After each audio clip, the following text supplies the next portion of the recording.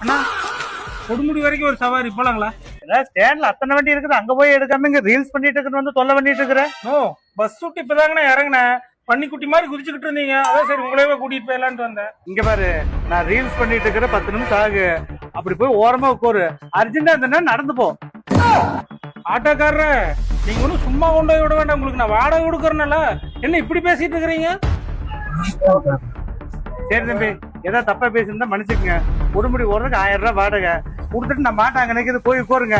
2 நிமிஷத்துல வர்றேன். அப்படி வாயா, அப்படி வாயா வலிக்கு.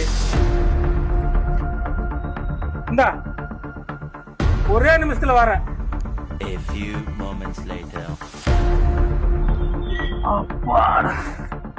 அண்ணா சவாரிங்களாங்கண்ணா, எங்க போகணுங்கண்ணா? அண்ணா இல்லைங்கண்ணா, இந்த ஆட்டோக்காரங்க பஸ் ஸ்டாண்ட்ல டான்ஸ் ஆடிட்டு இருந்தாரு, அவர்கிட்ட பணத்தை கொடுத்துட்டு வந்துட்டேன். 2 நிமிஷத்துல வந்துடுவாருங்க. எது? அண்ணா ஆட்டோக்கு ஓனரே நான் தான்ண்ணா. பஸ் ஸ்டாண்ட்ல ஆடிட்டு இருந்தேன். அவன் பைத்தியக்காரன். அது அவன் ஆட்டோ கிடையாது, அவன் ஆட்டோக்காரன் சொல்லிட்டு திரியுதான். அப்ப 1000 ரூபாய் போச்சா?